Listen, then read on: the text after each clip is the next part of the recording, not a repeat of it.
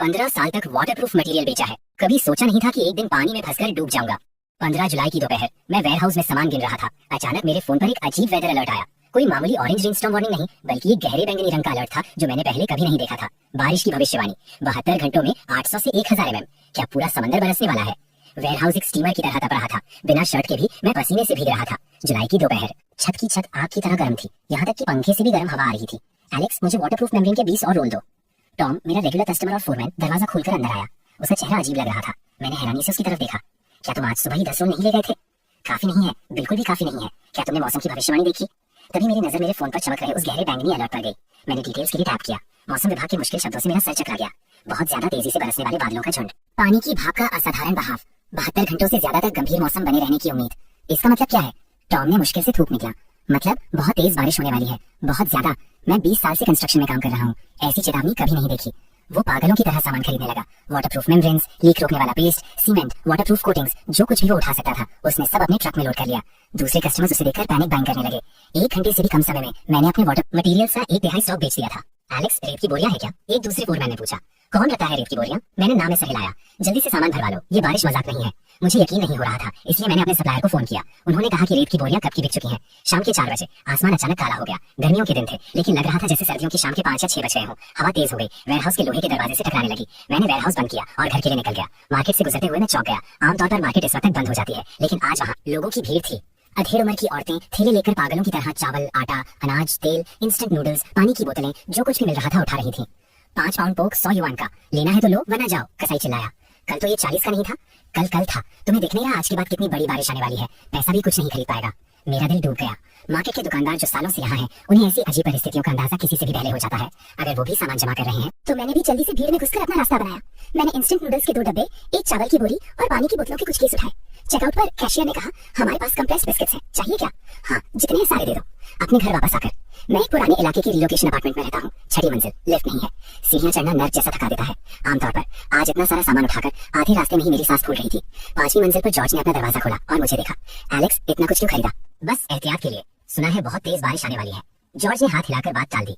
हमारे जैसे शहर में कितनी ही तेज बारिश हो सकती है। 2 साल पहले उन्होंने कहा था सदी में एक बार आने वाली बाढ़ आएगी। सिर्फ कुछ गलियों में पानी भरा था। मैंने बहस नहीं की, बस सीढ़ियां चढ़ता रहा। जैसे ही मैंने घर के अंदर कदम रखा, बारिश की पहली बूंद गिरी। ये कोई मामूली बूंद नहीं थी। ये खिड़की की दहलीज पर ऐसे टकराई जैसे किसी ने कांच की गोली फेंकी हो। फिर बारिश की मोटी बूंदें गिरने लगी। सिक्योरिटी बार्स पर मशीन गन की गोलियों की तरह टकरा रही थी। मैंने खिड़की से झुककर नीचे देखा। सड़क पर पैदल चलने वाले लोग सिर ढककर भाग रहे थे। बारिश की बूंदें जमीन से टकराकर आधा मीटर ऊंची उछल रही थी। एक डिलीवरी वाले की स्कूटर बारिश में बुरी तरह फंस गई थी, लड़खड़ा रही थी। इस बारिश में कुछ तो गड़बड़ है। मेरा फोन फिर से वाइब्रेट हुआ। इस बार अपार्टमेंट कॉम्प्लेक्स का ग्रुप चैट था। प्रिय पड़ोसियों, मैं प्रॉपर्टी मैनेजर बोल रहा हूँ। सूचना मिली है, कृपया बाढ़ से बचने की तैयारी करें। सुनिश्चित करें कि दरवाजे और खिड़कियां ठीक से बंद है। नीचे की मंजिल वाले लोग बाढ़ से सावधान रहें। हमने प्रॉपर्टी फीस दी है, तुम लोग नालियां साफ क्यों नहीं करते? पिछले साल ही तो जाम हुई थी। बहस करना बंद करो, सुपरमार्केट जाओ और अभी खाना खरीदो। देर हो गई तो कुछ नहीं मिलेगा। मैंने अपना फोन बंद कर दिया और अपने सामान की जांच करने लगा। बिल्डिंग मटेरियल डीलर होने के नाते मेरे घर पर वाटरप्रूफिंग सामान की कोई कमी नहीं थी। Waterproof tape, glass, sealant, weather stripping, मेरे पास सब कुछ था। बाहर बारिश और तेज हो गई। आवाज तड़तड़ाने से दहाड़ने में बदल गई। पूरी दुनिया बारिश के एक सफेद पर्दे में बदल गई थी। सड़क के पार वाली बिल्डिंग तक नहीं दिख रही थी। मैंने टीवी चलाया। हर चैनल पर मौसम की चेतावनी आ रही थी। एंकर का चेहरा गंभीर था। असाधारण मौसम के कारण हमारे शहर में ऐतिहासिक रूप से लगातार भारी बारिश होगी। नागरिक कृपया तैयारी करें, जरूरी ना हो तो बाहर ना निकले। मेरा बिल्डिंग मटेरियल इंडस्ट्री का ग्रुप चैट मैसेजेस से भर गया। वाटरप्रूफ मटेरियल पूरी तरह बिक चुका है। किसी ने अभी रेत की बोरियों के लिए 5 गुना कीमत ऑफर की है। मेरे पास कुछ प्लास्टिक शीट है, 50 पर स्क्वायर मीटर। पहले आओ, पहले पाओ। इन मैसेजेस को पढ़कर मैं और ज्यादा बेचैन हो गया। इस बिजनेस में 15 साल हो गए, मैंने सब कुछ देखा है, लेकिन इस बार मुझे कुछ अलग ही महसूस हो रहा था। बाहर बारिश और तेज हो गई। नीचे की नाली से बुलबुले उठने लगे। गुदगुदाने की आवाज आ रही थी, जैसे जमीन के नीचे कोई राक्षस जाग रहा हो। मैंने अपना फोन निकाला और कुछ करीबी दोस्तों को मैसेज किया। भाई, ये बारिश बहुत खराब है, अभी खाना जमा कर लो। ज्यादातर ने जवाब दिया, तुम ज्यादा सोच रहे हो।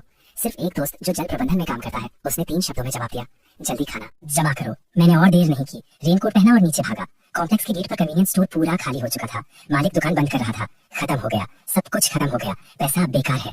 मैं 3 गलियां पार करके भागा और आखिर में एक छोटा सुपरमार्केट खुला मिला। अंदर अफरा तफरी मची हुई थी। लोग हर तरफ शॉपिंग कार्ट लेकर टकरा रहे थे। शेल्फ्स बिल्कुल खाली थी। मैंने इंस्टेंट नूडल्स के आखिरी 2 डब्बे उठा लिए, अचार के कुछ पैकेट, 1 दर्जन सॉसेज। चेकआउट पर मालिक ने 800 रुपए बताए। सामान की जो आमतौर पर 100 से कम का होता है, तुम्हें 800 देने हैं। लेना है तो लो, वरना जाओ, तुम्हारे पीछे लोग इंतजार कर रहे हैं। मैंने दांत पीसकर पैसे दे दिए। वापसी में बाढ़ का पानी मेरे टखनों से ऊपर आ गया था। आमतौर पर 10 मिनट का रास्ता मुझे पानी में से चलते हुए आधा घंटा लग गया। सड़क के किनारे की नालियां सब उफन रही थी। कचरा और गंदगी हर तरफ बह रही थी। एक कार पानी में फंस गई थी। मालिक छत पर खड़ा मदद के लिए चिल्ला रहा था। कुछ राहगीर धक्का देकर मदद करने की कोशिश कर रहे थे, लेकिन बहाव बहुत तेज था, उन्हें बिल्कुल भी सहारा नहीं मिल रहा था। जिस मैं पास से गुजरा, मैंने मालिक की बेबस चीख सुनी, कोई मुझे यहाँ से निकाल दो, मैं 1000 युआन दूंगा। किसी ने जवाब नहीं दिया। इस मौसम में हर कोई बस अपनी जान बचा रहा था। आखिरकार कॉम्प्लेक्स में वापस पहुंचा। पहली मंजिल की लॉबी में पानी भर गया था। नीचे की मंजिल के कुछ लोग अपना सामान निकाल रहे थे। लिफ्ट कब की बंद हो चुकी थी। पानी इतनी जल्दी अंदर आ गया। मैंने सिक्योरिटी गार्ड से पूछा। बूढ़े गार्ड का चेहरा पीला पड़ा हुआ था। सारी नालियां जाम है, पानी वापस आ रहा है। मैं 10 साल से इस जगह की निगरानी कर रहा हूँ, ऐसा कुछ कभी नहीं देखा। मैं अपना सामान ऊपर ले गया। हर मंजिल पर अलग अलग आवाजें आ रही थी। दूसरी मंजिल पर लोग दरवाजों पर तख्ते ठोक रहे थे। तीसरी मंजिल पर लोग फर्नीचर हटा रहे थे। चौथी मंजिल पर बहस हो रही थी। ऐसे वक्त में तुम्हें अब भी उस पैसे की पड़ी है। ये मेरी माँ की दी हुई ज्वेलरी है, तुम मरने वाले हो, ज्वेलरी का क्या काम है। छठी मंजिल पर वापस आकर मैंने जल्दी से सारे दरवाजे और खिड़कियों के गैप वाटरप्रूफ टेप से बंद कर दिए। दरवाजे के पास सीमेंट की कुछ बोरियां लगा दी। भले ही मैं छठी मंजिल पर हूँ, इस बारिश में कौन जानता है पानी कितना ऊपर चढ़ जाएगा। रात के 8 बजे बिजली चली गई। पूरा शहर अंधेरे में डूब गया। सिर्फ बारिश की दहाड़ बाकी थी। मैंने अपने फोन की फ्लैशलाइट चलाई, सामान गिनना शुरू किया। खाना 1 हफ्ते तक चलेगा। पानी के 4 केस, मोमबत्तियां, लाइटर, फ्लैशलाइट सब यहाँ है। एक बैचलर के लिए ये काफी है। फोन का सिग्नल आ जा रहा था। आखिरी मैसेज जो मुझे मिला वो शहर से एक इमरजेंसी नोटिस था। नागरिक सुरक्षित स्थानों पर रहें, बाहर ना निकलें, अगली सूचना का इंतजार करें। मैं खिड़की के सहारे खड़ा हो गया। बाहर अंधेरे को घूर रहा था। बारिश और तेज होती जा रही थी। बारिश की बूंदें शीशे पर ऐसे टकरा रही थीं जैसे अनगिनत हाथ दस्तक दे रहे हों। नीचे से कार के अलार्म बज रहे थे, एक के बाद एक, जैसे इस शहर की मरती हुई वेल्स हो। रात के 2 बजे एक जोर से धमाके ने मुझे जगा दिया। मैंने खिड़की से झुककर नीचे देखा। बिजली की चमक में मैंने देखा कि कॉम्प्लेक्स की बाउंड्री वॉल का एक हिस्सा गिर गया है। बाढ़ का पानी एक आजाद जानवर की तरह अंदर घुस रहा था। नीची जगहों पर पार्क की हुई कई कार्स बह गईं, बहाव में घूमती हुई आखिर में सीढ़ियों से जा टकराईं। मेरा दिल बिल्कुल बैठ गया। जांच 15 साल तक मैंने अनगिनत वाटरप्रूफ मटेरियल बेचे, अनगिनत कस्टमर्स को लीक से परेशान देखा। मैं हमेशा उनसे विश्वास के साथ कहता था, ऐसा कोई पानी नहीं है जिसे हम बाहर ना रख सके। अब मुझे एहसास हो रहा है कि असली बाढ़ के सामने इंसान की सुरक्षा मजाक है। बारिश गिरती रही। ये बारिश तो बस शुरू हुई है। सुबह का वो हादसा तो बस शुरुआत थी। मैं अब और सो नहीं सकता। इससे अच्छा खिड़की के पास बैठकर नीचे पानी का लेवल देखता रहूं। फोन में अभी भी बैटरी थी, लेकिन सिग्नल पूरी तरह से जा चुका था। आखिरी सोशल कल रात 11 बजे का था। कोई रीसेलर फ्रेंच परफ्यूम पर क्लियरेंस सेल का ऐड दे रहा था। कितना अजीब है। सुबह होते ही बारिश थोड़ी हल्की हुई, तभी मैंने नीचे की तबाही देखी। पूरा कॉम्प्लेक्स एक बाढ़ग्रस्त बंजर जमीन में बदल गया था। कल रात दिख रही कारों की छतें गायब हो चुकी थी। अब सिर्फ एंटेना सतह पर घूम रहे थे। कॉम्प्लेक्स की हरियाली, एक्सरसाइज के सामान, पवेलियंस, सब कुछ कदले पीले पानी के नीचे गायब हो गया था। पानी दूसरी मंजिल की खिड़कियों तक आ गया था। मैं छठी मंजिल पर हूँ। देखा जाए तो सुरक्षित होना चाहिए, लेकिन उस उफनते पानी को देखकर मुझे जरा सा भी भरोसा नहीं था। इससे भी बुरा ये था कि मुझे एहसास हुआ कि पानी साफ नहीं है। ये गदला और काला था। उस पर कचरा, टहनियां और ऐसी चीजें तैर रही थी जिनके बारे में मैं सोचना भी नहीं चाहता। अचानक जोर से दरवाजा खटखटाने की आवाज से मैं चौंक गया। कौन है? मैं हूँ जॉर्ज। एलेक्स तुम्हारे पास खाना है। मैं हिचकिचाया, फिर दरवाजा खोला। जॉर्ज दरवाजे पर खड़ा था, चेहरा पीला, आंखें लाल। मैंने कल इसे सीरियसली नहीं लिया था। घर पर कुछ भी तैयार नहीं किया। उसने अपने हाथ रगड़े। क्या तुम? मैंने उसे इंस्टेंट नूडल्स का एक पैकेट और पानी की 2 बोतलें दी। इसे ध्यान से इस्तेमाल करना। जॉर्ज बार बार शुक्रिया कहते हुए चला गया। मैं जानता हूँ ये तो बस शुरुआत है। जैसे ही दूसरों को पता चलेगा मेरा सामान बांटने के लिए काफी नहीं होगा। जैसा सोचा था वैसा ही हुआ। आधे घंटे से भी कम समय में हॉलवे में हलचल शुरू हो गई। दूसरी मंजिल के लोग अपने परिवारों के साथ ऊपर आ गए। उनके अपार्टमेंट्स में पानी भर गया था। आदमी टीवी उठा रहे थे, औरतें बिस्तर ले जा रही थी। एक जवान लड़की ने एक बिल्ली को पकड़ा हुआ था। कहाँ जाए? क्या हम हॉलवे में रह सकते हैं? डूबने से तो बेहतर है। ये सब प्रॉपर्टी मैनेजमेंट की गलती है। नालियां हर साल जाम होती हैं, कभी ठीक नहीं होती। शोर बढ़ता जा रहा था। मैंने बस अपना दरवाजा बंद कर लिया, नजर से दूर, दिमाग से दूर। लेकिन मुसीबत ने मुझे ढूंढ ही लिया। तीसरी मंजिल से लिंडा ने दरवाजा खटखटाया। एलेक्स, तुम अकेले रहते हो? बहुत जगह है। क्या हम तुम्हारे यहाँ रुक सकते हैं? सिर्फ मैं और मेरे पति, कोई परेशानी नहीं देंगे। मैं लिंडा को जानता था। वो आमतौर पर कॉम्प्लेक्स के गेट पर नाश्ता बेचती है। वो एक अच्छी इंसान है। लेकिन अभी लिंडा, मुझे माफ करना, मेरी जगह छोटी है। लिंडा का चेहरा बदल गया। मैंने तुम्हारे साथ अच्छा किया है। हमेशा ब्रेकफास्ट रैप के साथ एक्स्ट्रा देती थी, कभी पैसे नहीं लिए। भूल जाओ, मैं किसी और से पूछ लूंगी। मैंने दरवाजा बंद कर दिया। मुझे अजीब लग रहा था, लेकिन मैं साफ जानता था कि अगर अब मैं नरम दिल बना तो बाद में हालात और खराब हो जाएंगे। दोपहर, बारिश फिर से तेज हो गई। मैं खिड़की से बाहर झुककर देखने लगा। पानी का लेवल बढ़ता जा रहा था। लगभग तीसरी मंजिल तक पहुंचने वाला था। सामने वाली बिल्डिंग में कोई खिड़की से बेडशीट हिला रहा था, जैसे मदद मांग रहा हो। लेकिन इतनी दूरी से कोई किसी की मदद नहीं कर सकता। इससे भी ज्यादा डरावना ये था कि पानी का रंग गडले पीले से स्लेटी काले रंग में बदल गया था, जिस पर तेल जैसी परत तैर रही थी। मैंने मरी हुई मछलियां फूली हुई और ऊपर की तरफ पेट करके तैरते हुए देखी, और कचरे के थैले। पता नहीं उनके अंदर क्या था। हवा में सड़न की बदबू थी। खिड़कियां बंद होने के बाद भी ये अंदर आ रही थी। हॉलवे में एक और हंगामा शुरू हो गया। चौथी मंजिल वाला रहने के लिए पैसे ले रहा है, एक दिन के 500 युआन। वो सीधे सीधे लोगों को लूट क्यों नहीं लेता? उनके पास जगह है, तुम्हारे पास है क्या? क्या ये लूट नहीं है? मैं कहता हूँ हम सब मिलकर छत पर एक शेल्टर बनाते हैं। इतनी तेज हवा और बारिश में शेल्टर बनाना, क्या वो टिकेगा? एक के बाद एक बहस शुरू हो गई। मैंने पीप होल से झांका। हॉलवे लोगों से भरा हुआ था। हर तरफ बिस्तर के ढेर लगे थे। किसी ने खाना पकाने के लिए आग जलाई। दुम घुटने वाला धुआं दरवाजे की दरारों से अंदर आ रहा था। अचानक एक चीख हवा में गूंजी। कोई पानी में कूद गया। मैं खिड़की की तरफ भागा। पानी पर एक साया तैरता हुआ देखा। तेजी से बहाव के साथ बह गया। सामने वाली बिल्डिंग से कोई था। शायद उम्मीद खो चुका था। जिंदा रहने के लिए कहीं तैरकर जाने की कोशिश कर रहा था। लेकिन ये बहाव 1 मिनट से भी कम समय में वो शख्स गायब हो गया। हॉलवे कुछ सेकंड के लिए शांत हो गया, फिर और ज्यादा घबराहट फैल गई। ऐसा नहीं होगा, कोई हमें बचाने आएगा, बचाओ, बाहर देखो, पूरा शहर ऐसा ही है, कौन आ रहा है। घबराहट बीमारी की तरह फैल गई। कुछ लोग रोने लगे, कुछ प्रार्थना करने लगे, दूसरे दरवाजे पीटने लगे। मुझे पता है तुम्हारे पास खाना है, हम सब पड़ोसी हैं, क्या तुम हमें मरने के लिए छोड़ दोगे? इसे तोड़ दो, अंदर जरूर सामान है। मैंने जल्दी से फर्नीचर से दरवाजा बंद कर दिया। मेरी हथेलियां पसीने से भीग रही थी। बाहर से पीटने की आवाज और तेज हो गई। मुझे लकड़ी के टूटने की आवाज भी सुनाई दे रही थी। ऐसे नाजुक वक्त में छठी मंजिल से मार्कस बोला, सब रुक जाओ, अगर किसी ने ये जारी रखा तो मैं उन्हें नीचे फेंक दूंगा। मार्कस एक पुराना सैनिक था, आमतौर पर शांत रहता था, लेकिन कॉम्प्लेक्स में उसका बहुत सम्मान था। जैसे ही वो बोला, बाहर धीरे धीरे शांति हो गई। ये आपसी झगड़े का वक्त नहीं है। मार्कस की आवाज स्थिर थी। अपनी अपनी जगह वापस जाओ या हॉलवे में ही रहो। अगर किसी ने चोरी करने की कोशिश की तो मैं सबसे पहले उन्हें रोकूंगा। भीड़ छट गई, लेकिन मैं जानता था कि ये बस थोड़ी देर के लिए है। जब लोग सच में भूखे होंगे तो कोई भी अधिकार मायने नहीं रखेगा। शाम, मैंने कंप्रेस्ड बिस्किट्स चबाए, उन्हें पानी की बोतल से निकल लिया। इन चीजों का स्वाद बहुत बुरा था, लेकिन अब ये जीवन रक्षक थी। बाहर बारिश गिरती रही। पानी तीसरी मंजिल को पूरी तरह से डुबा चुका था। पूरी बिल्डिंग एक द्वीप बन गई थी। बारिश और बहते पानी के अलावा शहर की कोई आवाज नहीं बची थी। न कार, न आवाजें, न संगीत, यहाँ तक कि पक्षी भी नहीं। ये 80 लाख लोगों का शहर जैसे एक रात में मर गया था। मैंने एक सिगरेट चलाई, आखिरी पैकेट। धुएं के बीच मैंने बहुत सी चीजें सोची। अपनी पुरानी पत्नी के बारे में सोच रहा था वो कैसी होगी। जब हमारा तलाक हुआ वो दक्षिण चली गई थी, वहाँ वो ठीक होनी चाहिए। अपने माता पिता के बारे में सोचा जो घर पर थे, वो गाँव में है, ऊंची जमीन पर, उन्हें सुरक्षित होना चाहिए। अपने वेयर हाउस के सामान के बारे में सोचा, वो वाटरप्रूफ मटेरियल शायद पानी में भीग रहे होंगे। कितना अजीब है। किसी ने फिर दरवाजा खटखटाया, इस बार धीरे से। एलेक्स, मैं हूँ, मार्कस। मैंने दरवाजा खोला। मार्कस का चेहरा गंभीर था। तुमसे कुछ बात करनी है। कहो मार्कस। छठी मंजिल पर सिर्फ 4 घर हैं, हमें एकजुट होना चाहिए। उसने अपनी आवाज धीमी कर ली। नीचे वाले लोग बस टूटने ही वाले हैं। जब लोग भूखे होते हैं वो कुछ भी कर सकते हैं। मैंने सर हिलाया। तुम सही हो। डेविड और मेरे पास दोनों के पास खाना जमा है। 1 हफ्ते या उससे ज्यादा चल सकता है, कोई समस्या नहीं है। लेकिन रायन का सोचना पड़ेगा। नौजवान लड़का है, कोई अनुभव नहीं, शायद उसने कुछ तैयार नहीं किया होगा। मार्कस ने मुझे देखा। तुम्हारा क्या हाल है? मैंने पाल सोचा, ठीक है, अगर मैं बचाकर चलूं तो मेरा काम चल जाएगा। अच्छा। मार्कस ने मेरे कंधे पर थपथपाया। याद रखना, अपने पास जो है वो दिखाना मत। ऐसे वक्त में खाना होना एक जुर्म है। मार्कस के जाने के बाद मेरा दिल और भारी हो गया। बाहर रात हो गई। बिना रोशनी वाला शहर बिल्कुल काला था। सिर्फ पानी कभी कभी अजीब सी रोशनी चमकाता था। बारिश गिरती रही। मैं बिस्तर पर लेटकर बारिश सुन रहा था, बहते पानी को सुन रहा था, हॉलवे में गूंजती चीखों और गालियों को सुन रहा था। पहला दिन इतना असहनीय था। आगे के दिनों का क्या होगा? अगर ये बारिश कई दिनों तक चलती रही, पानी का लेवल बढ़ता रहा, तो छठी मंजिल भी सुरक्षित नहीं होगी। जब ऐसा होगा तो क्या हम छत पर जाकर मरने का इंतजार करेंगे, या? मैं आगे सोचने की हिम्मत नहीं कर पा रहा था। सुबह के वक्त नीचे से लड़ाई की आवाजें आई। ये मेरा पानी है, ये मेरा है, लड़ना बंद करो, तुम सब इसे गिरा दोगे। फिर औरतों की चीखें, चीजें टूटने की आवाज, बच्चों के रोने की आवाज। जीने के सामने सभ्यता का नकाब कागज की तरह कमजोर होता है। मैं करवट लेकर अपने कानों को तकिए से ढक लिया, लेकिन जो ढका नहीं जा सकता था वो मेरे दिल में गहरा होता था। पानी बढ़ रहा है, बारिश हो रही है, और हम सब इस डूबते हुए द्वीप पर फंसे हुए हैं। तीसरा दिन सुबह, मैं हॉलवे के शोर से जाग गया। मैंने दरवाजा खोलकर बाहर झांका। हॉलवे भरा हुआ था। तीसरी मंजिल के सभी लोग ऊपर आ गए थे। हर तरफ बिस्तर के ढेर, बर्तन, कढ़ाइयां लगी हुई थी। हवा में पसीने, धुएं और एक अजीब सी सड़न की बदबू थी। पानी चौथी मंजिल तक पहुंच गया था। ये खबर एक बॉम्ब की तरह गिरी। तुरंत भीड़ में घबराहट फैल गई।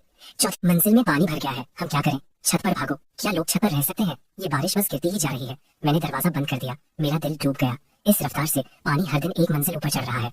छठे दिन ये मेरी मंजिल तक पहुंच जाएगा।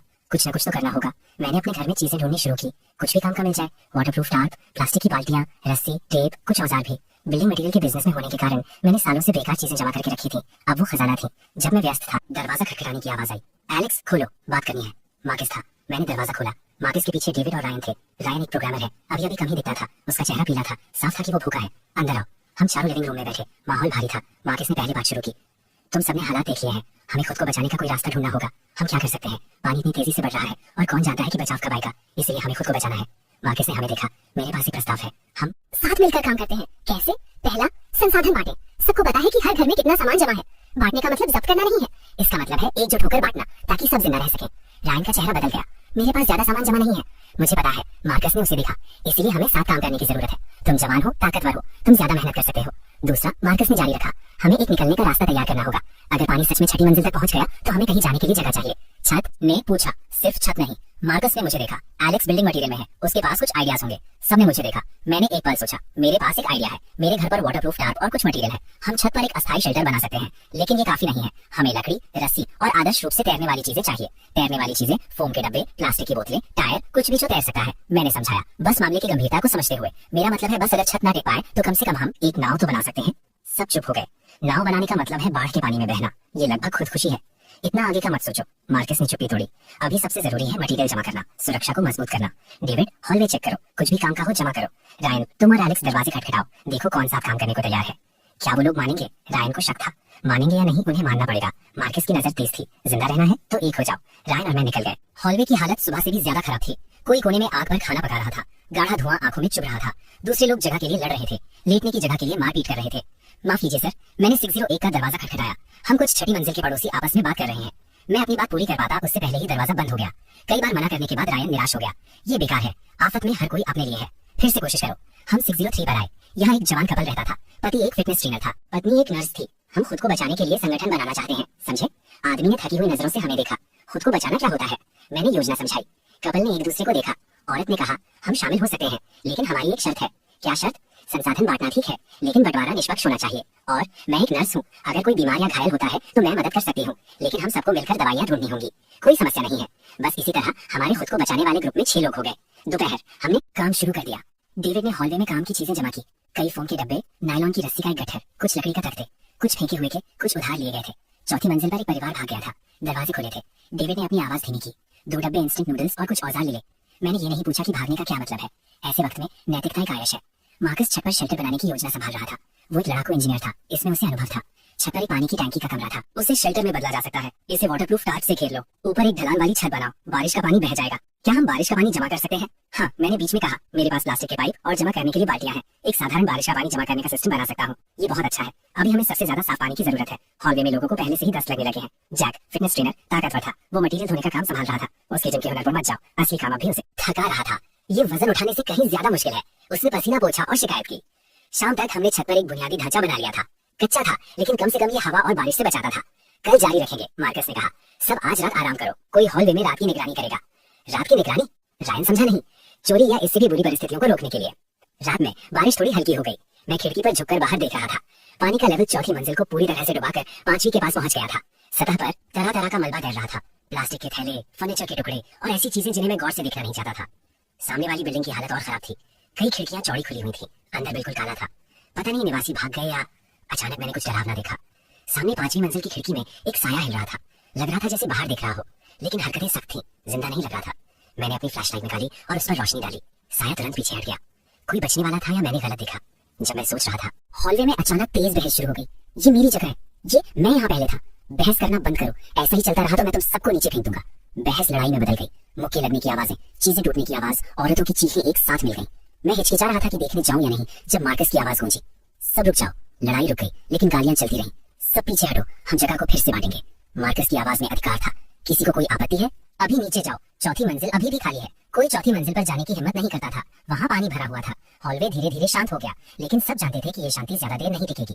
सुबह एक अजीब आवाज ने मुझे जगाया, जैसे पानी उबल रहा हो। मैं उठकर सुनने लगा। आवाज बाथरूम से आ रही थी। मैंने दरवाजा खोला। टॉयलेट उफन रहा था। साफ पानी नहीं, बल्कि गहरे भूरे रंग का मलबा बदबू दे रहा था।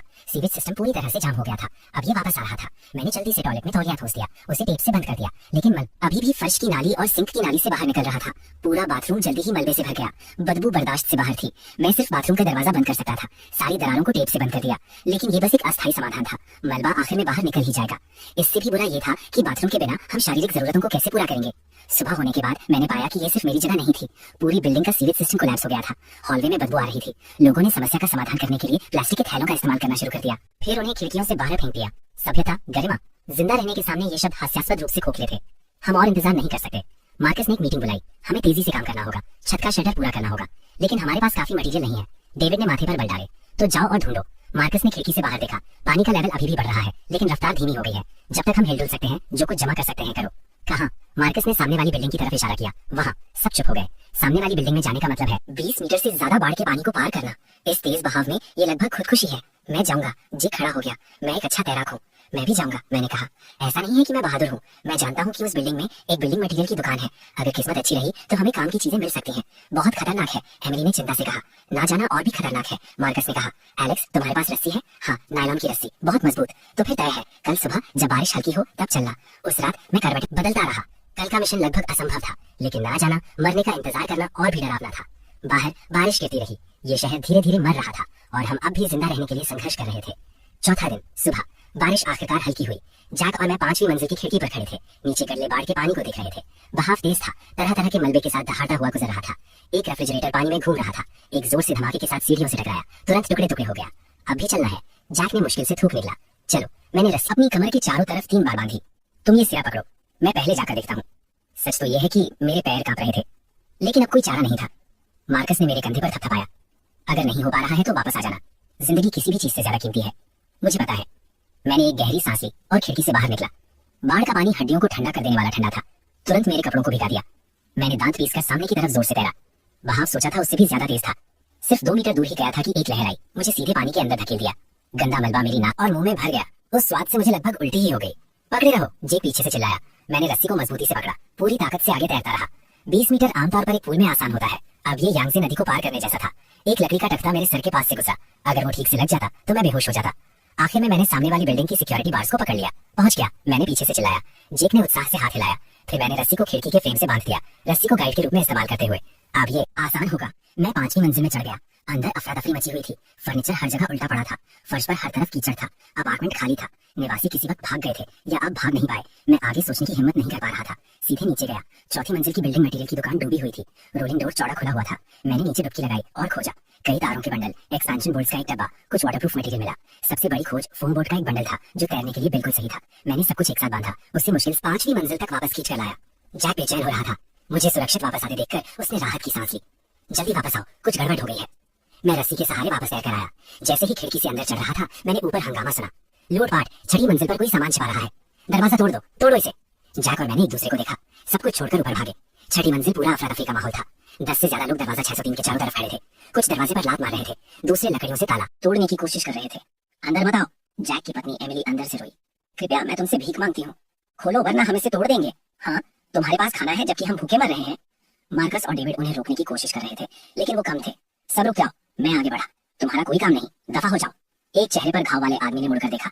ये मेरे दोस्त की जगह है। दोस्त? चेहरे पर घाव वाले आदमी ने हंसी उड़ाई। अब दोस्त, एक दोस्त सबके साथ खाना बांटता है, भीड़ ने जवाब दिया। हाँ, खाना बांटना चाहिए।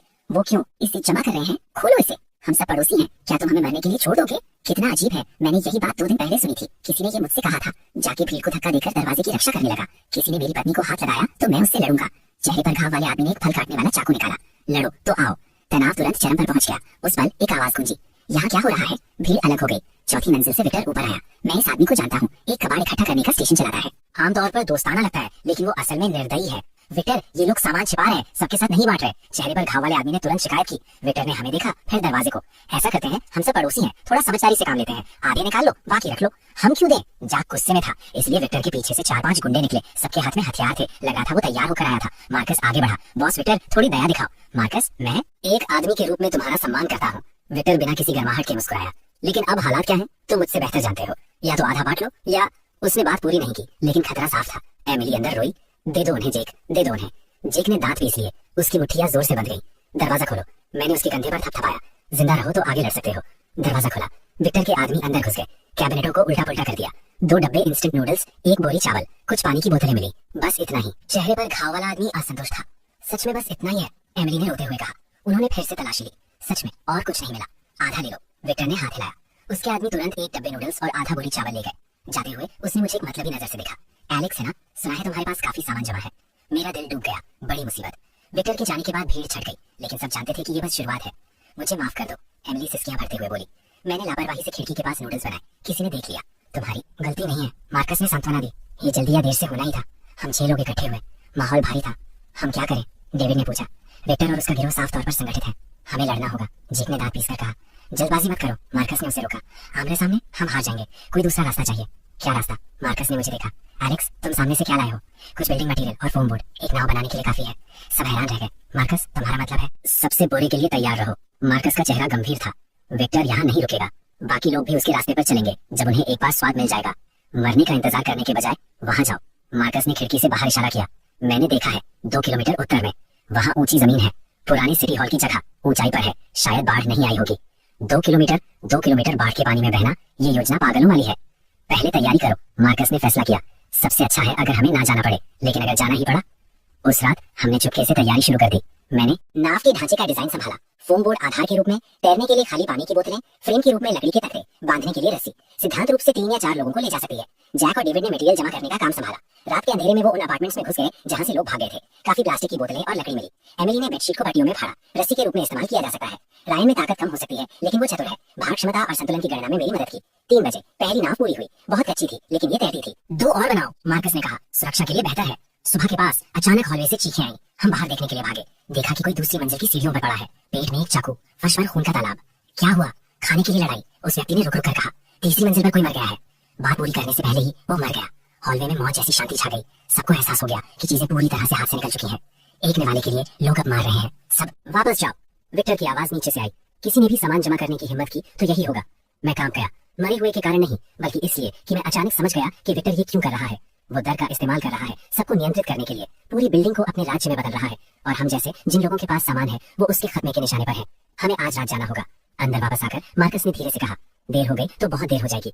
सबने सर हिलाया। कटने का इंतजार करने के बजाय अपनी किस्मत आजमाना बेहतर है।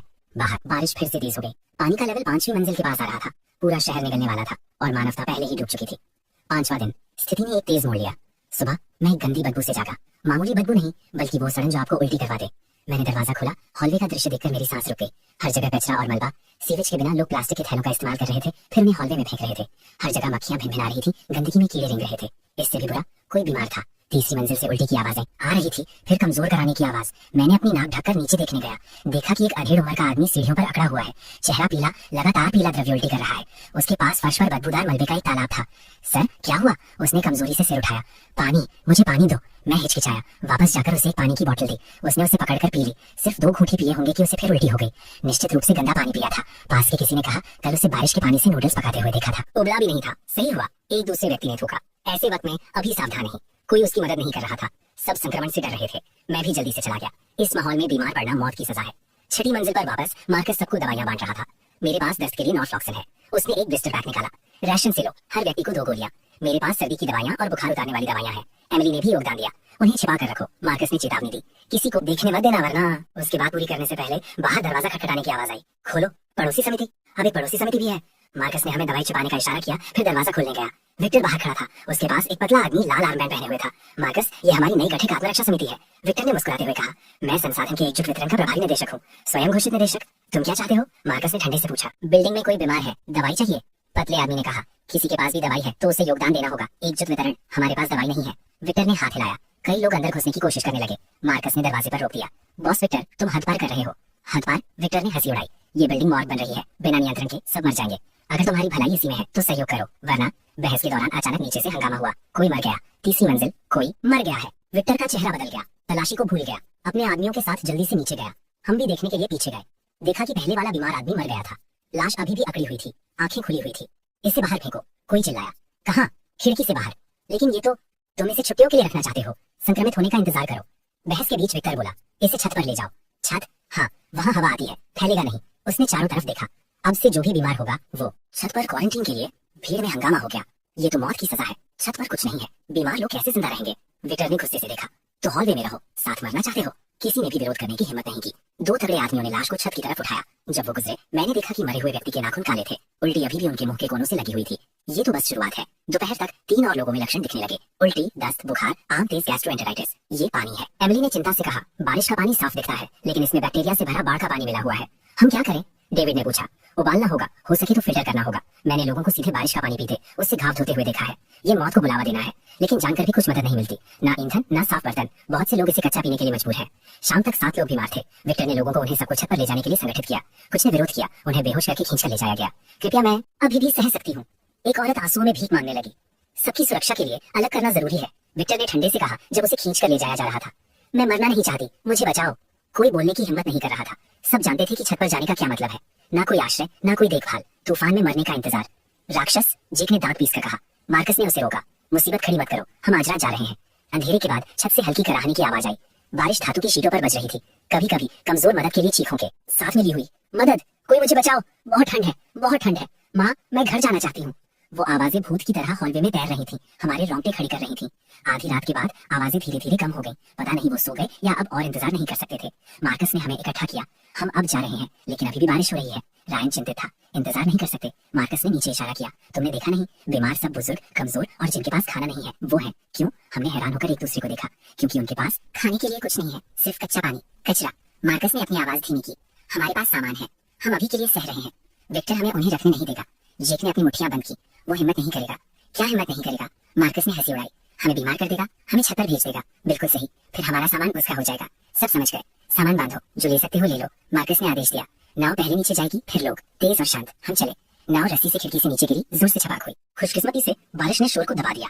औरतें पहले, मार्कस ने कहा। एमिली ने एक बैकपैक पकड़ा जिसमें दवाइयां और कुछ खाना था। वो पीली थी, लेकिन बहादुरी से खिड़की से बाहर चढ़ी। जेक नीचे इंतजार कर रहा था। दोनों पहली नाव पर चढ़ गए। नाव बहाव में डगमगाई। देखने में डरावनी थी, लेकिन वो स्थिर हो गई। अगला, फिर बाहर कदमों की आवाज। कोई है, राय ने तनाव में कहा। मैंने दरवाजे पर दबाव डाला। बाहर कम से कम 3 या 4 लोग थे। इसने उन्हें पहले चुपके से घूमते हुए देखा था। विक्टर के आदमियों ने दरवाजा खटखटाया। रुको, सुनो। हम सांस लेने की हिम्मत नहीं कर पाए। मार्कस ने डेविड और रायन को आगे बढ़ने का इशारा किया। उसने एक धातु की छड़ पकड़ी, लड़ने के लिए तैयार। खाली लग रहा है, इसे खोलो। एक दरार। वो ताला तोड़ रहे थे। मार्कस ने दरवाजा खींच कर खोला। छड़ को पहले आदमी के सर पर दे मारा। वो चीखा और गिर गया। जाओ। मार्कस ने दरवाजा रोका। सब नीचे। मैंने अपना बैग पकड़ा और खिड़की से कूद गया। ठंडी बाढ़ ने मुझे तुरंत घेर लिया। सना पर आने से पहले मैंने पानी निकल लिया। डेविड ने मुझे नाव पर खींच लिया। रायन पहले से ही दूसरी नाव पर था। मार्कस कहाँ है? यहाँ। मार्कस खिड़की से कूदा। उसके बाजू पर खून लगा था। जल्दी, वो आ रहे हैं। विक्टर के आदमी खिड़की से बाहर झुके, फ्लैशलाइट इधर उधर घुमा रहे थे। वो भाग गए। विक्टर को बताओ। हम तेजी से चप्पू चला रहे थे। नाव तेज बहाव में हिचकोले खा रही थी। एक लहर ने हमें लगभग पलट ही दिया। संभल कर, नीचे हो जाओ। मार्कस चिल्लाया। बारिश हमारे चेहरों पर चुभ रही थी। कुछ नहीं दिख रहा था, बस अनुमान से चप्पू चला रहे थे। पता नहीं कितनी देर तक बहने के बाद नाव जोर से किसी चीज से टकराई। एक बिल्डिंग। हम एक बिल्डिंग से टकरा गए हैं। बिजली की चमक में मैंने देखा कि ये एक ऑफिस टावर है। पानी सिर्फ दूसरी मंजिल तक पहुंचा था। ऊपर सुरक्षित होना चाहिए। जल्दी ऊपर चलो। हम एक दूसरी मंजिल की खिड़की से संघर्ष करते हुए अंदर गए। फर्श पर गिर गए। हाफ रहे थे। हम जिंदा हैं। सब अभी के लिए ठीक है। मार्कस ने सबकी जांच की। मुझे लगता है मुझे बुखार है, रायन ने कमजोरी से कहा। फ्लैशलाइट से हमने देखा कि उसका चेहरा लाल था, माथे पर पसीना था। हम बर्बाद हो गए। इस माहौल में बुखार का मतलब दवाई। एमिली ने पैक में खंगाला। बुखार उतारने वाली दवाइयां ले लो, एंटीबायोटिक्स, सब कुछ। रायन ने गोलियां निगलते हुए कांपा। सब चुप हो गए। एक नर्क से बचकर बीमारी से नहीं बच सकते। बाहर बारिश गिरती रही। ये शहर मर रहा है और हम बस मुश्किल से जिंदा हैं। 6ठा दिन। रायन का बुखार उतर गया, लेकिन वो इतना कमजोर था कि मुश्किल से खड़ा हो पा रहा था। हम इस छोड़ दिए गए ऑफिस टावर के एक कॉन्फ्रेंस रूम में बस गए। कुछ टूटा हुआ फर्नीचर, लेकिन कम से कम ये हवा और बारिश से बचाता था। पानी खत्म हो रहा है। डेविड ने हमारा सामान चेक किया। खाना सिर्फ 2 दिन के लिए है। बारिश हल्की हो गई है, लेकिन बाढ़ अभी भी उफन रही है। बाहर देखने पर पूरा शहर गदले भूरे पानी में डूबा हुआ था। हमें सामान ढूंढना होगा, मार्कस ने कहा। कहाँ? जेक ने पूछा। मार्कस ने इशारा किया। वहाँ एक शॉपिंग सेंटर है, ऊंची बिल्डिंग। ऊपर की मंजिल सूखी होनी चाहिए। सेंटर लगभग 500 मीटर दूर था। इस बाढ़ में ये एक असंभव दूरी थी। नाव खत्म हो गई है, मैंने उसे चेक किया। फोम बोर्ड ढीले हो गए थे, रस्सियां घिसी हुई थी। तो हम तैर कर जाएंगे, मार्कस ने कहा। 2 रायन के साथ रहो, बाकी मेरे साथ आओ। एमिली और डेविड रुक गए। मार्कस, जेक और मैं निकले। पानी ठंडा था। हम थोड़ी देर तैरने के बाद ही कांप रहे थे। इससे भी बुरा तैरती हुई चीजें थी। प्लास्टिक के थैले पैरों में उलझ जाते थे। तख्ते सर पर लगते थे और नरम चीजें हमसे टकराती थी। सोचना नहीं चाहता कि वो क्या थी। आधे रास्ते जेक चिल्लाया, क्या हुआ? मुझे किसी चीज ने काट लिया। वो झटपटाया। एक काली आकृति पानी के अंदर चमकी। एक कुत्ता, मार्कस चिल्लाया। तैरो। एक बड़ा कुत्ता पानी में संघर्ष कर रहा था, भूखा, कुछ भी काट रहा था। जेक की पिंडली कटी हुई थी, खून बह रहा था। हम तेजी से सेंटर की तरफ तैरे। टूटे हुए कांच के दरवाजों से अंदर चढ़े। पहली मंजिल पूरी तरह से बाढ़ में डूबी हुई थी। एस्केलेटर डूबा हुआ था। हम दीवारों के सहारे चढ़ रहे थे। दूसरी मंजिल चौंकाने वाली थी। हर जगह लोग, शरणार्थी, सच में आदमी, औरतें, बच्चे एक साथ भरे हुए थे। हवा में पसीने, पेशाब और सड़न की बदबू थी। जैसे ही हम अंदर आए, दर्जनों आंखें हम पर टिक गईं। नए आए हैं। एक टकला आदमी पास आया। उसके हाथ पर एक ड्रैगन का टाटू था। बस गुजर रहे हैं, खाना ढूंढ रहे हैं, मार्कस ने कहा। टकले ने हमें ऊपर से नीचे देखा। यहाँ के नियम जानते हो? क्या नियम? नए आने वाले सुरक्षा शुल्क देते हैं, टकले ने हाथ बढ़ाया। खाना, सामान, जो भी तुम्हारे पास है, वरना 7 या 8 गुंडे उसके पीछे से उठे। हाथ में हथियार थे। फिर से वही। मार्कस बोलने ही वाला था, लेकिन जेक पहले गुस्से में आ गया। भाड़ में जाए तुम्हारा सुरक्षा शुल्क। उसने घुमा कर मारा। टकले को सीधा लगा। उन्हें पकड़ो। माहौल अफरा तफरी में बदल गया। जेक मूल रूप से फिटनेस का शौकीन था। जब वो जोर से मारता है तो तेजी से गिरते हैं, लेकिन वो हमसे ज्यादा थे। वो जल्दी ही हावी हो गए। फिर एक प्रभावशाली आवाज गूंजी। भीड़ अलग हो गई। अपने 50s में एक आदमी निकला, चाकूर चेहरा, गरिमायुक्त। बॉस जॉर्ज टकला तुरंत सम्मानित हो गया। जॉर्ज ने हमें देखा। नए दोस्तों, बुरा मत मानो, मुश्किल समय है, सब संघर्ष कर रहे हैं। उसने टकले को घूरा। माफी मांगो। टकले ने अनिच्छा से कहा। माफ करना, ऊपर बात करते हैं। जॉर्ज ने इशारा किया। हम उसके पीछे तीसरी मंजिल पर गए। यहाँ साफ था, लोग कम थे। बैठो। जॉर्ज ने एक सोफे की तरफ इशारा किया। मैं जॉर्ज हूँ, यहाँ एक सुपरमार्केट चलाता था। तुम कहाँ से हो? मार्कस ने संक्षिप्त रूप से बताया। जॉर्ज ने सर हिलाया। मुझे पता है, विक्टर निर्दयी है। तुम बच गए हो, ये तुम्हारी किस्मत है। तुम सेंटर को नियंत्रित करते हो, मुश्किल से नियंत्रण। जॉर्ज ने कड़वी मुस्कान से कहा। लोगों ने बस मुझे प्रबंधित करने के लिए चुना है। यहाँ 300 से ज्यादा लोग हैं। खाना, पानी, सफाई, सब समस्याएं हैं। सामान, सुपरमार्केट चौथी मंजिल पर है। कुछ स्टॉक बचा है, लेकिन 300 लोगों के लिए ज्यादा देर नहीं चलेगा। उसने खिड़की से बाहर देखा। अगर बारिश नहीं रुकती है, अगर बचाव नहीं आता है। उसने बात पूरी नहीं की। हम सब समझ गए। तुम रुक सकते हो, जॉर्ज ने कहा, लेकिन नियम मानना होगा। मेहनत में योगदान देना होगा। क्या मेहनत? सामान इकट्ठा करना, व्यवस्था बनाए रखना, और उसने थोड़ी देर रुककर कहा, लाशों को ठिकाने लगाना। लाशें? मैंने अब देखा कि लोग बहुत हैं, लेकिन बुजुर्ग या बच्चे कम हैं। बीमारी, भूखमरी, हिंसा। जॉर्ज की आवाज हर दिन भारी थी। अगर हम उनसे नहीं निपटेंगे तो महामारी फैल जाएगी। तुम उनसे कैसे निपटते हो? जॉर्ज ने खिड़की से बाहर इशारा किया। उन्हें नीचे फेंक दो। सरल, क्रूर, प्रभावी। हमें दवाई चाहिए, मार्कस ने कहा। हम में से एक घायल है। दवाइयाँ महंगी करेंसी है। जॉर्ज ने सर हिलाया। जब तक क्या? चौथी मंजिल पर एक फार्मेसी है, लेकिन दूसरा गिरोह उसे नियंत्रित करता है। जॉर्ज ने अपनी आवाज धीमी की। नेता को स्टार कहते हैं, 20 को चांदनी। सब निराशा में है। फिर से इलाके की लड़ाइयाँ। वो तुम्हारी नहीं सुनते, कोई किसी की नहीं सुनता। जॉर्ज ने कड़वी मुस्कान से कहा, बस एक अस्थायी संतुलन। उनके पास फार्मेसी है, हमारे पास सुपरमार्केट है। हम एक दूसरे के रास्ते से दूर रहते हैं। तुम बातचीत कर सकते हो? बातचीत? जॉर्ज ने हंसी उड़ाई। कल किसी ने 10 एंटीबायोटिक गोलियों के लिए एक रोलेक्स का सौदा किया। तुम्हारे पास सौदा करने के लिए क्या है? हमने एक दूसरे को देखा। हम इतनी जल्दी में निकले थे, थोड़े खाने के अलावा हम कुछ भी कीमती नहीं लाए थे। एक रास्ता है। जॉर्ज ने हमें देखा। मेरी काम में मदद करो, मैं तुम्हें दवाई दूंगा। क्या? 5वीं मंजिल पर एक ज्वेलरी की दुकान है। वहाँ कीमती चीजें बहुत से सामान के लिए तलाश की जा सकती है। लेकिन वो हिचकिचाया। उसके बारे में क्या? वहाँ भूत है, किसी ने बीच में कहा। कई ग्रुप ऊपर गए, कोई वापस नहीं आया। भूत? मार्कस ने माथे पर बल डाले। पता नहीं, जॉर्ज ने कहा। कुछ ने अजीब आवाजें सुनी, दूसरों ने परछाइयां देखी। वैसे भी वो कभी वापस नहीं आए। अंधविश्वास, लेकिन इस माहौल में लोग विश्वास करना पसंद करेंगे। हम चेक करेंगे। मार्कस, सच में? जॉर्ज की आंखें चमक उठी। मैं दवाई तैयार करूंगा। हमने अपना सामान चेक किया। हमें से हर एक ने एक धातु की छड़ और एक फ्लैशलाइट ली। 5वीं मंजिल शांत थी, भयानक रूप से शांत। कॉरिडोर के दोनों तरफ दुकानें थी। दरवाजे चौड़े खुले हुए थे। अंदर लूटपाट हुई थी। लग रहा है उन्हें पहले ही लूट लिया गया था। ज्वेलरी की दुकान सबसे दूर थी। कांच का दरवाजा सही था। अजीब है, जेक ने कहा। हर दूसरी दुकान तोड़ी हुई है, ये वाली क्यों नहीं तोड़ी गई? निश्चित रूप से अजीब है। मैंने धक्का दिया। बंद है। इसे खोलो, मार्कस ने कहा। जेक ने छड़ कुछ बार घुमाई। ताला टूट गया। एक गंदी बदबू हमारी तरफ आई। हमने फ्लैशलाइट अंदर डाली। फर्श पर लाशें बिखरी हुई थी। कई दिनों से मरे हुए थे, सड़ रहे थे। ये वो लोग हैं जो वापस नहीं आए। वो कैसे मरे? मैं जांचने के लिए झुका। कोई साफ चोट नहीं थी। जहर दिया गया। मार्कस ने कोने की तरफ इशारा किया। वहाँ एक गैस कैनिस्टर बैठा था। वाल्व खुला हुआ था। किसी ने ये जानबूझकर किया था। मैं समझ गया। लोगों को लुभाओ, गैस छोड़ो। कौन इतनी घटिया हरकत करेगा? मैंने बात पूरी ही की थी कि दरवाजा हमारे पीछे से बंद हो गया। हमने मुड़ा। एक छोटी आकृति दरवाजे पर खड़ी थी। एक औरत 30s में एक दुकान की कर्मचारी की यूनिफॉर्म पहने हुए थी। तुम भी चोरी करने आए हो? हम नहीं है। मैं बात पूरी कर पाता उससे पहले ही औरत चीखी, एक लाइटर उठाए हुए। तुम सब मरने के लायक हो। गैस, वो इसे जलाने जा रही है। मत करो। मार्कस धीरे धीरे पास आया। पीछे रहो। वो चीखी, ये मेरी दुकान है। मेरी? तो वो मालिक है। हम चोर नहीं है। मैंने समझाने की कोशिश की। झूठे, सब झूठे। वो सिसकियां भरते हुए बोली, मेरा पति खाना ढूंढने गया था। उन्होंने उसे पीट पीट कर मार डाला। मेरी बेटी भूख से मर गई। ये सब तुम्हारी गलती है, तुम सबकी। वो अपना होश खो चुकी है। पति और बेटी मर गए। वो पूरी तरह से पागल हो चुकी है। शांत हो जाओ, हम तुम्हारी मदद कर सकते हैं। मेरी मदद? औरत तीखी हंसी हंसी। बहुत देर हो गई, सब बहुत देर हो गई। हम सब साथ मरेंगे। उसने लाइटर जलाया। नीचे हो जाओ। मार्कस ने छलांग लगाई। उसने लाइटर छीन लिया। औरत चीखी और काटने लगी। जेक ने उसे रोका। नहीं, तुम मुझे मरने क्यों नहीं देते? क्यों? वो गिर गई, सिसकियां भरते हुए। हमने गैस कैनिस्टर बंद कर दिया। हवा के लिए खिड़कियां खोल दी। हम क्या करें? जेक ने पूछा। उसे ले जाओ, नीचे ले जाओ, मार्कस कहता है। हम औरत को नीचे ले जाते हैं। अब वो विरोध नहीं कर रही है, बस रोई जा रही है। जॉर्ज हमें सुरक्षित लौटते देखकर हैरान है। सच में भूत था? भूत नहीं था, मैंने बताया क्या हुआ था। जॉर्ज ने आह भरी। एक और बेचारी आत्मा। ये वक्त लोगों को पागल कर देता है। दवाई जो तुमने वादा किया था यहाँ है। उसने एक छोटी सी एंटीबायोटिक की बोतल दी। इसे कम इस्तेमाल करना। हमने उसे धन्यवाद दिया और निकल गए। दूसरी मंजिल पर वापस औरत को एक कोने में बैठा दिया गया है। किसी ने उसे पानी और खाना दिया, लेकिन उसने मना कर दिया। बस वहाँ खाली बैठी रही। उसकी तरह बहुत से लोग थे। एक पास के बुजुर्ग ने कहा, परिवार खो दिया, मानसिक रूप से टूट गई, पागल हो गई है। उसने गला काटने का इशारा किया। हमने उस रात पहरे पर बारी बारी से काम किया। सुबह के पास औरत अचानक खड़ी हुई, खिड़की की तरफ चली। मत करो। मैंने उसे रोकने की कोशिश की। बहुत देर हो चुकी थी। वो कूद गई। अंधेरे बाढ़ के पानी में गायब हो गई। एक छबाक तक नहीं हुई। मैं खिड़की पर स्थिर खड़ा रहा। अंदर एक खोखलापन सा महसूस हो रहा था। यह है प्रलय। डूबना नहीं, भूखे मरना नहीं, बल्कि निराशा से मारे जाना। सुबह 2 और लाशें बिल्डिंग से फेंकी गई। एक बुजुर्ग भूख से मरा, एक बच्चा बीमारी से। जिंदा लोग अब सुन हो गए थे। ऐसे नहीं चल सकता, मार्कस कहता है। हमें खुद को बचाने का कोई रास्ता ढूंढना होगा। कैसे? डेविड ने निराश होकर कहा। हर जगह पानी है, हम कहाँ जा सकते हैं? एक नाव बनाओ, मैंने अचानक कहा। सबने मुझे देखा। यहाँ बहुत सारी सामग्री है, हम एक बड़ी नाव बना सकते हैं। बोलते बोलते मैं और उत्साहित हो गया। तैरने के लिए प्लास्टिक के बैरल, हल के लिए तख्ते। अगर ये मजबूत हुई तो ये दर्जनों लोगों को ले जा सकती है। कहाँ भी? ऊंच जमीन उत्तर में, या बस बहाव के साथ चलो। हमें कहीं ना कहीं सूखी जमीन मिल जाएगी। कम उम्मीद भी उम्मीद ही है। चलो करते हैं। जाके पहला था जिसने जवाब दिया। मैं सहमत हूँ। एमिली कहती है यहाँ मरने का इंतजार करने से बेहतर है। मार्कस ने सर हिलाया। चलो करते हैं, लेकिन इसे गुप्त रखो। बहुत से लोगों को पता नहीं चलना चाहिए। क्यों? हमारे आसपास की निराश आंखों को देखो।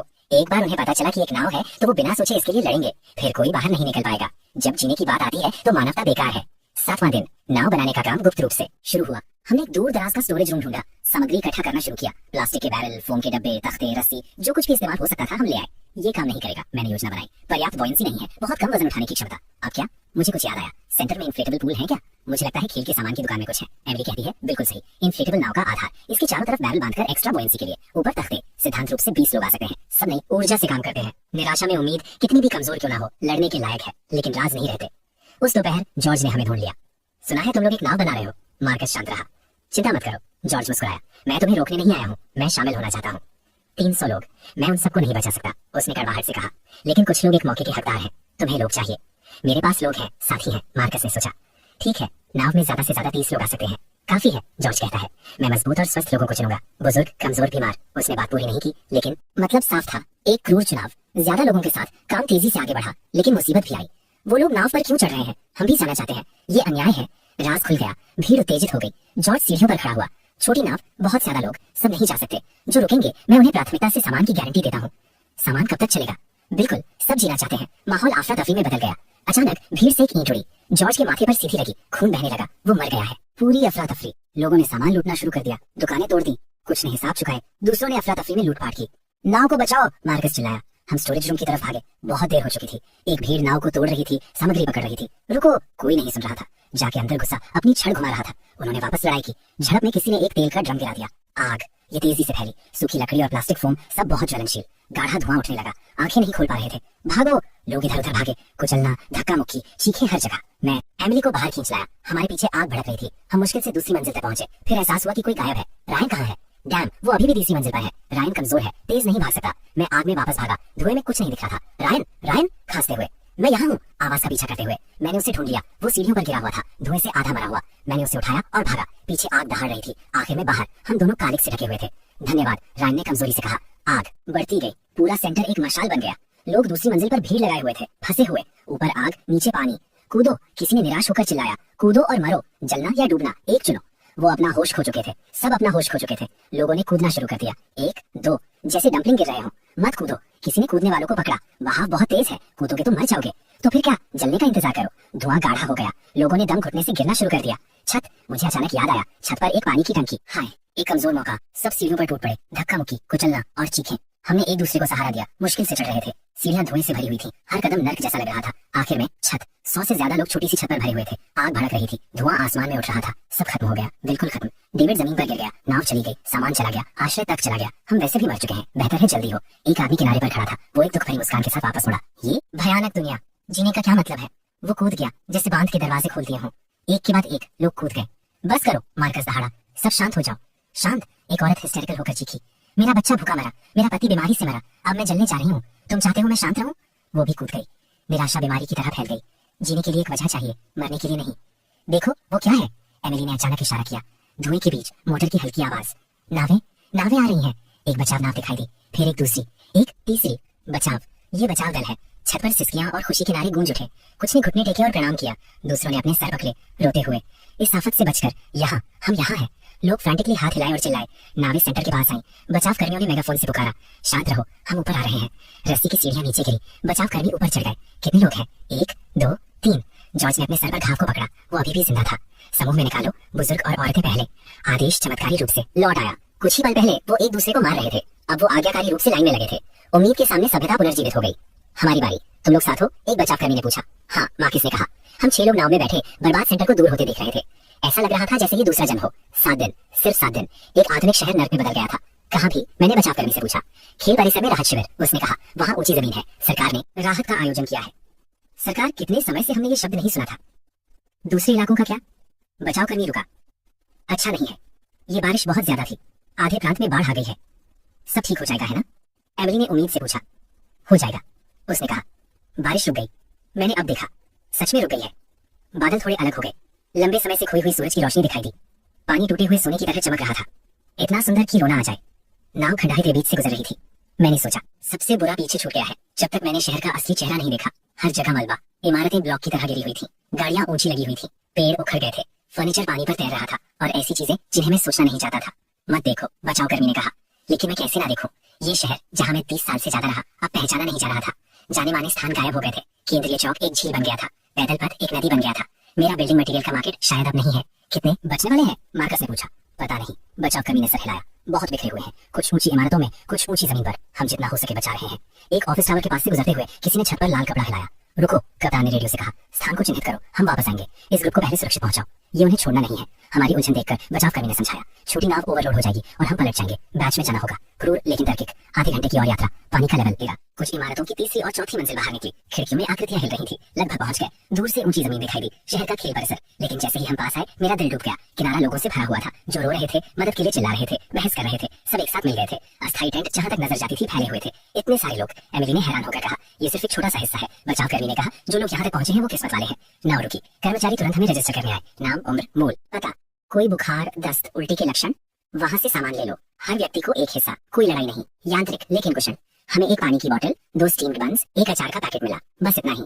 जैक ने माथे पर बल डाले। शुक्र करो, सामान बांटने वाली औरत ने कहा। लाखों लोग हैं, खाना मिलना ही अच्छा है। वास्तव में चारों तरफ लोगों का समंदर देखकर आदमी, औरतें, बुजुर्ग, जवान, कपड़े फटे हुए, आंखें खोखली। हमने बैठने के लिए एक जगह ढूंढ ली। जमीन गीली थी, लेकिन किसी को परवाह नहीं थी। आप क्या? डेविड ने पूछा। किसी ने जवाब नहीं दिया। हम बच गए। फिर क्या? घर चले गए। सामान चला गया। बहुत से लोगों ने परिवार भी खो दिया है। सब ठीक हो जाएगा। एमिली ने हमें सांत्वना देने की कोशिश की। सरकार सब कुछ व्यवस्थित करेगी। लेकिन चारों तरफ देखकर साफ था कि सरकार बहुत ज्यादा बोझ में है। इतनी बड़ी आफत, इतने शरणार्थी। ये एक चमत्कार है कि ये अभी तक नहीं गिरा है।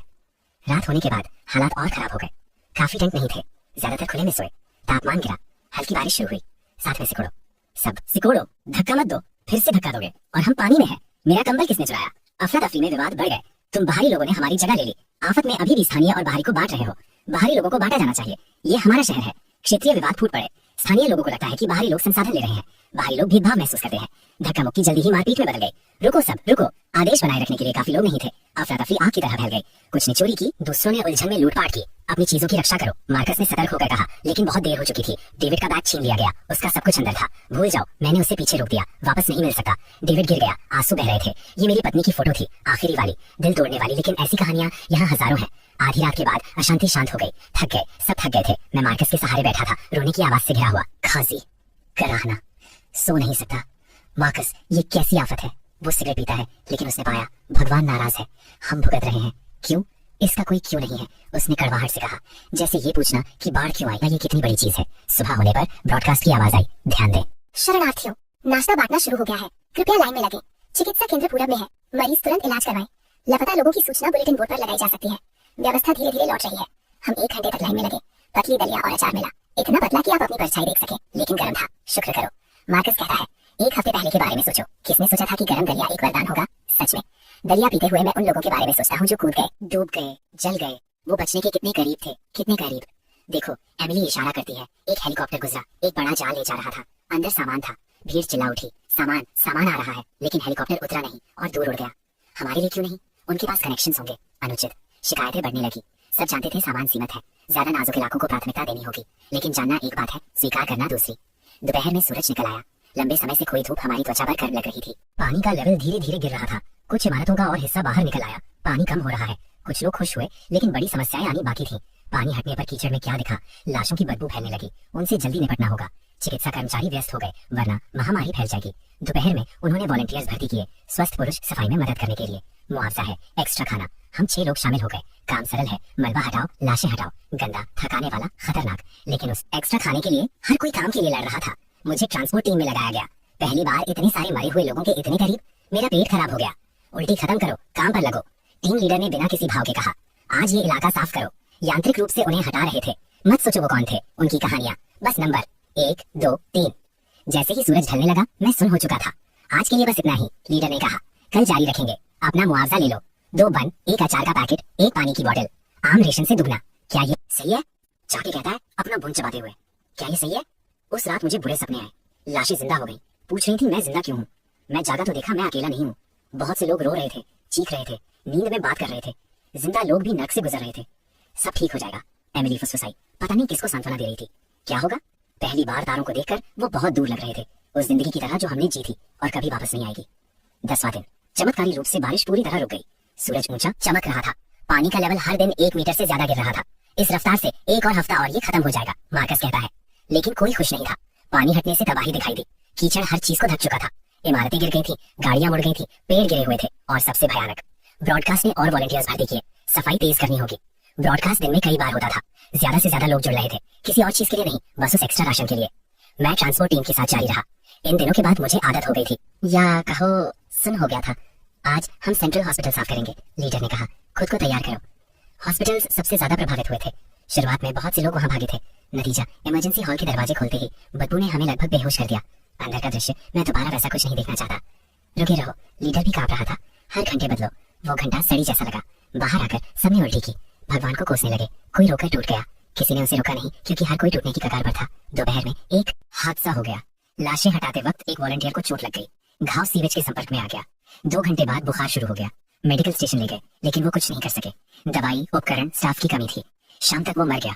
अब से ग्लव्स और चेहरा ढककर रखना, लीडर ने घोषणा की। जो नहीं सुनेगा वो अपनी जिम्मेदारी पर।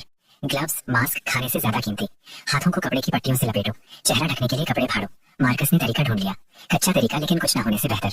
12वां दिन। आखिरकार अच्छी खबर आई। ऊपर से मेडिकल टीम भेजी गई और सामान।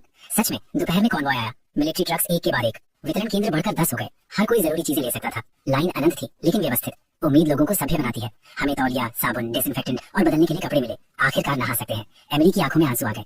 अस्थायी शावर स्टॉल पर लंबी लाइन लगी थी। ठंडा पानी लेकिन किसी को परवाह नहीं थी। दिनों की गंदगी धो रहे थे। हर कोई हल्का महसूस कर रहा था। सपने जैसा, जे कहता है। हाँ, 10 दिन पहले किसने सोचा था कि नहाना एक ऐश होगा। उस रात आग जलाई गई। कुछ ने गाया, कुछ ने नाचा। बचने की खुशी भीड़ में फैल गई। हम सच में बच गए। डेविड बुत बताया। हाँ, मार्कस ने सिगरेट चलाई। बच गए, लेकिन अब क्या? अपने घर फिर से बनाएंगे। ब्रॉडकास्ट से आवाज आई। हम अपने घर फिर से बनाएंगे। फिर से बनाना आसान लगता है। आसपास के खंडर देखो, इसमें कितना वक्त लगेगा। लगेगा, एमिली ने दृढ़ता से कहा। जब तक लोग यहाँ हैं, कुछ भी फिर से बनाया जाता है। वो सही है। लोग जिंदा है मतलब उम्मीद जिंदा है। 15वां दिन। पानी ज्यादातर चला गया। शहर का ढांचा बाहर निकला। जख्मी लेकिन अभी भी खड़ा। जनसंख्या गिनती शुरू हुई। रजिस्ट्रेशन, अस्थायी आवास व्यवस्था। हमें प्रीफैब यूनिट्स दी गई। एक कमरे में 4। साधारण लेकिन आश्रय। हॉलवे से बेहतर है, डेविड ने संतुष्टि से कहा। सच में। बिस्तर, कंबल, छत, हम शुक्रगुजार हैं। रायन की सेहत सुधारी। उसने भी काम करना शुरू कर दिया। हमेशा तुम लोगों पर निर्भर नहीं रह सकता, उसने शर्माते हुए कहा। हम भाई हैं। जेक ने उसके कंधे पर तप आया। भाई, मौत का सामना करने के बाद इस शब्द का वजन अलग होता है। 20वां दिन। मार्केट फिर से शुरू होने लगा। पहले कंधे पर डंडा रखने वाले विक्रेता, फिर अस्थायी दुकानें। कीमतें आसमान छू रही थी लेकिन चीजें मिल रही थी। अंडे, ताजे अंडे, सब्जियां, हरी साग, मूली। सभ्यता थोड़ी थोड़ी करके लौट रही थी। मैंने काम के पैसों से अंडे खरीदे, उबाले, सबके साथ बांटे। बहुत अच्छा है। रायन की आंखों में आंसू आ गए। सिर्फ एक उबला अंडा, लेकिन जो लोग नर्क से गुजरे हैं उनके लिए ये स्वर्ग का स्वाद है। 1 महीने बाद बिजली थोड़ी वापस आई। जैसे ही लाइट आई पूरा कैंप झूम उठा। बिजली है, बिजली है। लोग गले मिले और रोए। रोशनी कितनी कीमती है। खबर देखो, किसी ने टीवी चलाया। दूसरे आफतग्रस्त शहरों की तस्वीरें। तो ये सिर्फ हम नहीं है, पूरा प्रांत, देश का आधा हिस्सा इसी कष्ट से गुजर रहा है। लेकिन सब फिर से बना रहे हैं। केंद्र सरकार ने पुनर्निर्माण के लिए 100 अरब आवंटित किए। हर जगह से सामान आ रहा है। आफत के बाद का पुनर्निर्माण पूरी तेजी पर। उम्मीद फैल रही है। 2 महीने बाद मुझे काम मिल गया। Construction site. ईंटें धोना। थकाने वाला लेकिन आमदनी है। वापस पुराने धंधे में। मैं कड़वाहट से मुस्कुराया। मटीरियल नहीं बेच रहा लेकिन अभी भी कंस्ट्रक्शन से जुड़ा हूँ। मार्कस कैंप में मैनेजर बन गया। जेक और एमिली ने एक छोटा रेस्टोरेंट खोला। डेविड लोगों के लिए अप्लायंसेस ठीक करता है। रायन को क्लरिकल काम मिला। हर कोई जीने के लिए मेहनत कर रहा है। 3 महीने बाद अस्थायी कैंप का स्थानांतरण शुरू हुआ। नया आवासीय इलाका पूरा हो गया। जो योग्य है वो शिफ्ट होने के लिए आवेदन कर सकते हैं। हम 6 लोगों ने साथ में आवेदन किया। एक ही बिल्डिंग मिली, साधारण आवास। लेकिन शिफ्ट होने वाले दिन खाली कमरे को देखकर एमिली रोई। आखिरकार एक घर है। हाँ, हमारे पास एक घर है। बालकनी पर खड़े होकर हम दूर नई शहर बनती हुई देख सकते हैं। खंडरों से उगता एक नया शहर। ये पहले से बेहतर होगा, मार्कस कहता है। मुझे विश्वास है, क्योंकि सबसे अंधेरे पलों का अनुभव करने के बाद ही आपको पता चलता है कि रोशनी कितनी कीमती है। 1 साल बाद मैंने नए इलाके में एक बिल्डिंग मटेरियल की दुकान फिर से खोली। धंधा अच्छा है। हर कोई फिर से बना रहा है। मटेरियल की मांग बहुत है। मार्कस अक्सर आता है, अपनी नई गर्लफ्रेंड को लाता है। जेक और एमिली का रेस्टोरेंट बढ़ गया है। कई लोगों को काम पर रखा है। जवान कपल हमेशा की तरह प्यार करने वाला है। डेविड को उसका खोया हुआ बेटा मिल गया। बाप और बेटा एक दूसरे पर निर्भर है। रायन ने सिविल सर्विस एग्जाम पास किया। सिविल अफेयर्स में काम करता है। सबकी नई जिंदगी है लेकिन कोई उस तूफान को नहीं भूला। जब भी बारिश होती है हम तनाव में आ जाते हैं। हर मौसम की भविष्यवाणी पर हम थोड़ा और स्टॉक कर लेते हैं। सदमा भरने में वक्त लगता है। बॉस, वाटरप्रूफिंग मटेरियल कितने का है? एक कस्टमर।